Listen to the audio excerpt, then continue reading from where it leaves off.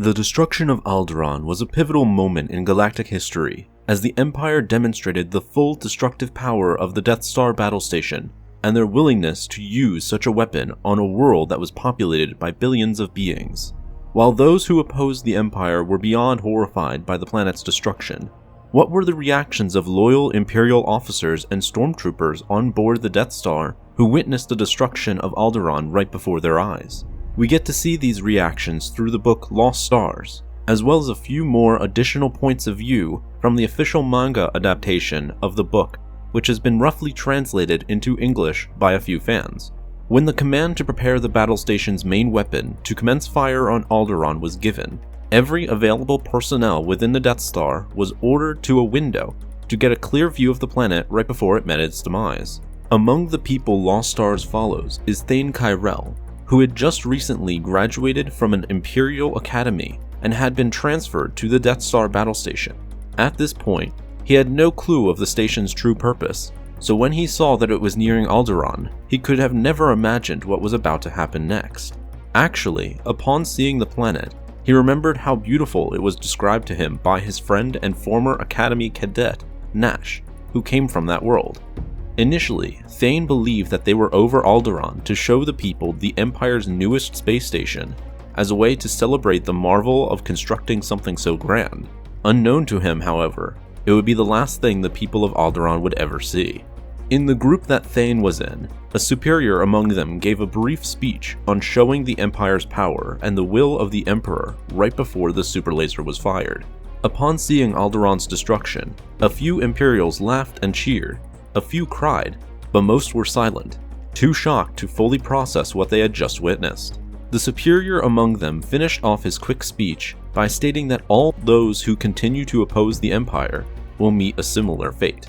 Thane was beyond horrified at what he had witnessed, and couldn't understand why the Empire would do such a thing, and as a result, it sparked his first thoughts of desertion. Thane's longtime friend, who came from his same homeworld, Sienna Rhee, was also horrified at what she had witnessed. She and her close friend Jude tried to find reasoning in the Empire's actions. Jude explained that the Empire destroyed Alderaan in order to show the Rebel Alliance just how much power they have at their disposal, and that it would be pointless for them to continue to fight.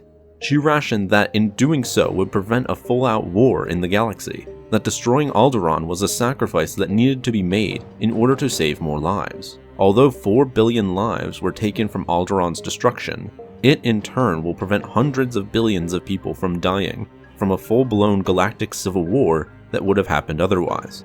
It was a necessary sacrifice to maintain the peace and stability that the galaxy currently had. Although still deeply disturbed by what had happened, and not fully convinced by Jude's rationalization, Sienna remained loyal to the Empire due to an oath she took many years ago. Then we have Nash, the guy who was from Alderaan. He lost everything when the planet was destroyed, including his entire family. Of course, when he saw it happen, he nearly fainted, as everything he knew and loved was just destroyed right before his eyes. He became depressed for a short while, but nonetheless remained loyal to the Empire. But as time went by, he became almost obsessively loyal to the Empire, a fanatic to the Imperial cause.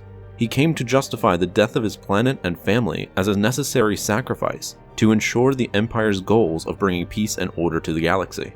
He later admitted to a friend who asked how he could still be loyal to a government that murdered his family, that the Empire was all he had left in his life, and that he needed to serve it, that he needed to be of some use to something in the galaxy. We also get to see the reactions of regular stormtroopers with what had happened, with most of them being super exhilarated over the Death Star's power and nearly unaffected over the death of billions of people. They were also excited over the fact that the rebels they have been fighting will likely surrender following the news of Alderaan's destruction. A TIE pilot also believed that the rebels were likely to stop fighting as a result, sounding relieved at the thought. Some Imperials, those who were deeply loyal to the Empire, gained a somewhat sadistic pleasure after they learned Alderaan was destroyed, as they believed that it was a planet that was rooted in the Rebel Alliance, and that it deserved to be obliterated for its treacherous actions. Thanks for watching this episode of The Lore Master. Be sure to subscribe for more Star Wars lore videos like these in the future, and may the Force be with you.